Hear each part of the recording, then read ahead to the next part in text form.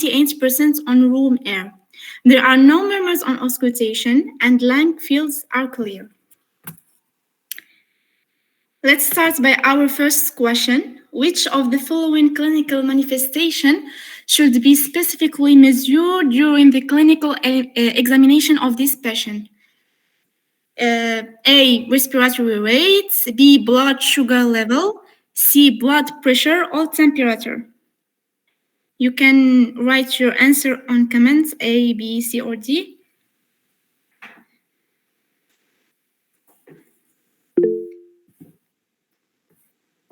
Yeah, I have blood pressure, C. Okay.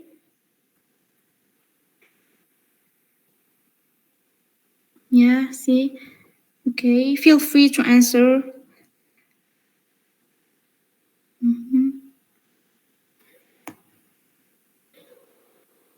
Okay. So I see that the majority have the right answer. So the correct answer is blood pressure. The blood pressure should be specifically investigated during the clinical examination because it gives crucial information about the health of the patient's cardiovascular system. We can detect if he has hypertension or hypotension, which may require further evaluation of cause and management to prevent complications like heart disease or stroke.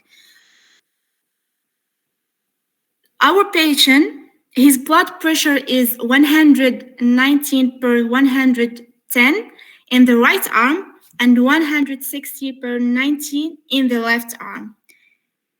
The second question is, what is the most likely diagnosis? Myocardial infarction, aortic dissection, pulmonary embolism, or pericarditis? Yes, good. V. Right. So let's move to the answer. Of course, it will be aortic dissection because we have an hypertension and discrepancy in blood pressure between the two arms. So it's highly suggestive that it is an aortic dissection. So aortic dissection is the surgeon of blood through a tear in the aortic intima with the separation of the intima and media and creation of a false lumen. Here you have the aorta, as you can see at this image, blood in a wall of artery and the blood in artery, the true lumen and the false lumen. We have a classification system that's commonly used to categorize aortic dissection based on anatomical involvements, which is the correct answer. Virchow, Stanford, Cauchemar du Parc, Zurich classification. I think that it's easy to know. I will give you some more seconds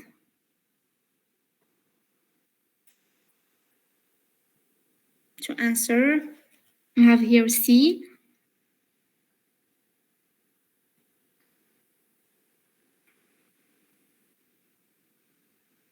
More 2 seconds and we will pass. Yeah.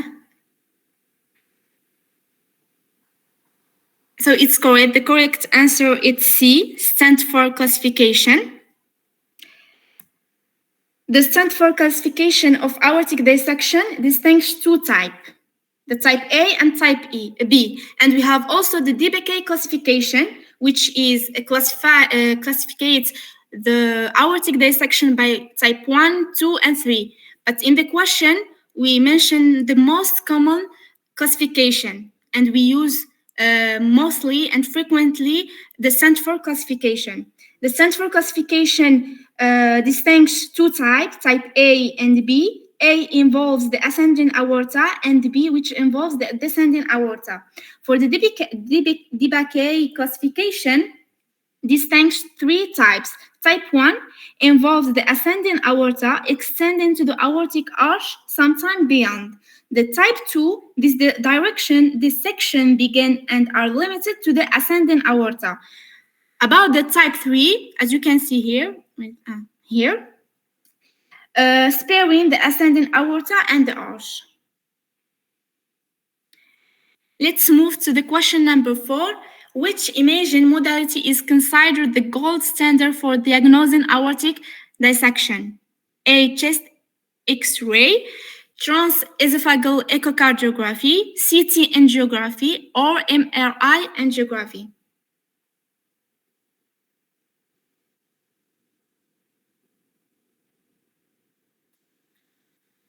We have answer B, comments B, C. Okay.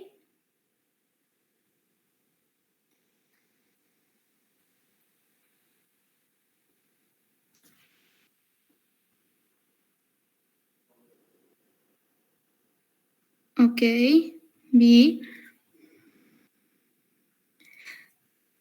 So the correct answer for this question is C. The CT angiography, it's the most and it's the considered the gold standard for diagnosing aortic dissection. I will explain why B it's not the correct answer.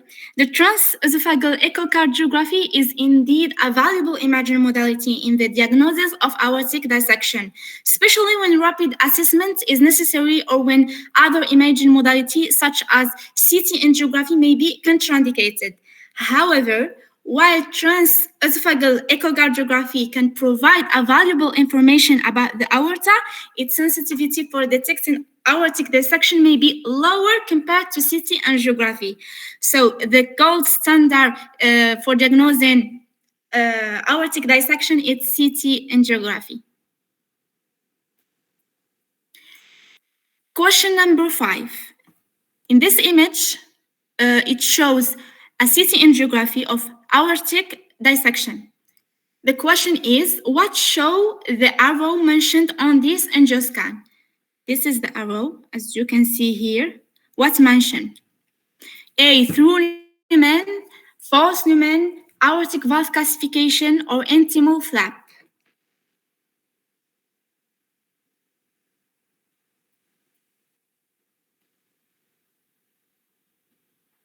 Okay. B. D. Okay. Answer false lumen. Okay.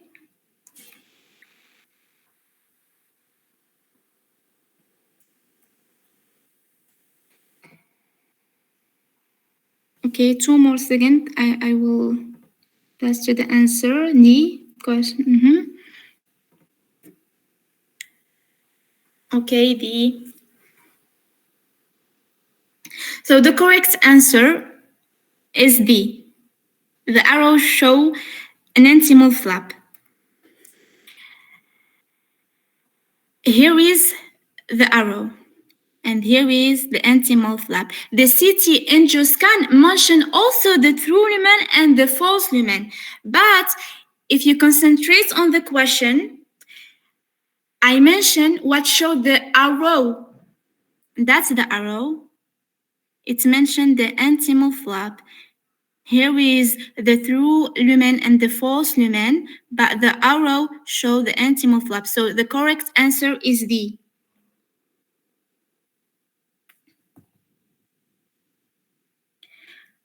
For the complementary examination, so we have electrocardiogram, which can appear as normal or coronary or shows coronary dissection. The chest X-ray can show a widened mediastinum. The transesophageal echocardiography show an intimal flap with a true luminal and false lumen. Compute tomography scan that will show also the intimal flap, the true lumen, and the false lumen. The magnetic resonance imaging, it's usually used in emergency situation or if we have a contraindication to iodine product. Before we move to the next question, I really want to stop and talk about the etiology of aortic dissection. So we have a factor that affects the resistance of the aortic wall and factor increases parietal stress. The factor which affects the resistance of the aortic wall such age, elastic tissue disease like Marfan syndrome, aortic bicuspidity, or pregnancy also. For factor increase in the parameter stress, we have the high blood pressure, coarctation of the aorta, cardiac surgery like aortic valve prosthesis, and also the trauma.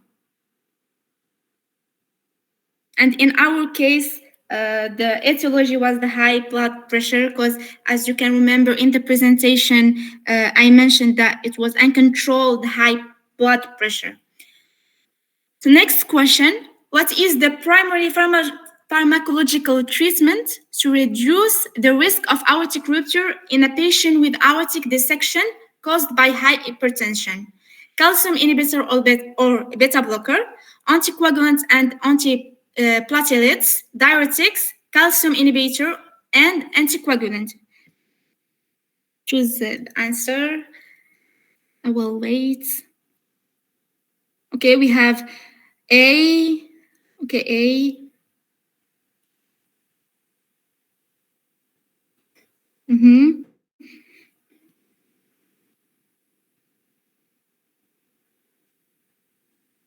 Good. Good. So the correct answer, as most of you mentioned, it's A, calcium inhibitor and beta blockers. The main aim of medical treatment is to reduce the force of contraction of the left ventricle and systemic arterial pressure, which are determining factor in the extension and rupture of dissection.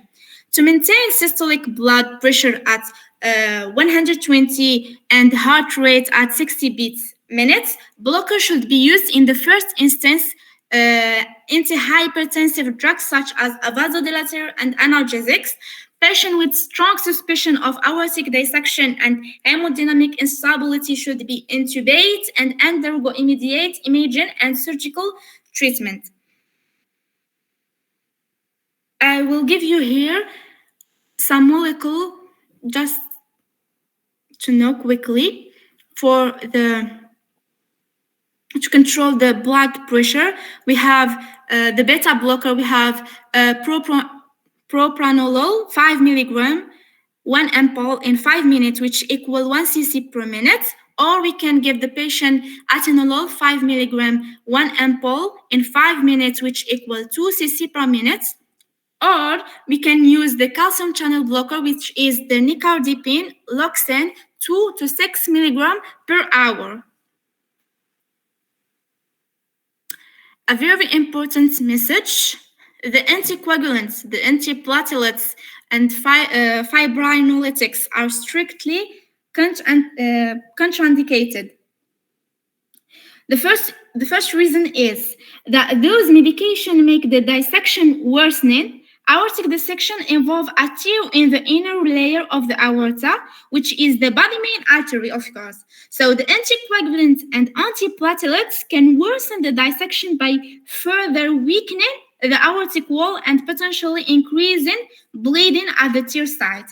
The second reason is the risk of rupture. That's why we never use anticoagulant, antiplatelets, or fibrinolytic in aortic dissection. Let's move now to the other question. Which surgical procedure is most likely recommended?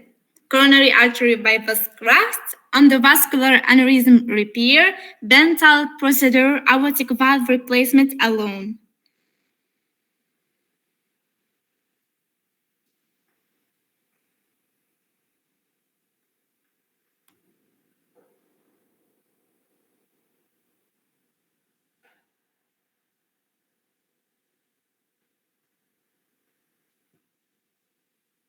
Okay, the answer are B, okay.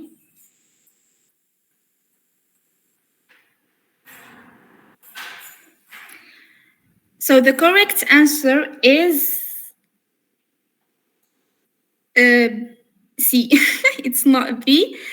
Major of you guys mentioned the answer is B, but the answer is C. The surgery of the ascending aorta is indicated in most cases due to the risk of life-threatening complication and usually consists of open repair and replacement, although endovascular treatment is increasingly used in certain situations. For Bental's intervention, it's used in aortic dissection type A. Surgeon replaces the damaged aorta, and if in need, the aortic valve with artificial materials. This restores blood flow and prevents further dissection. Here's an image that shows Bental's intervention.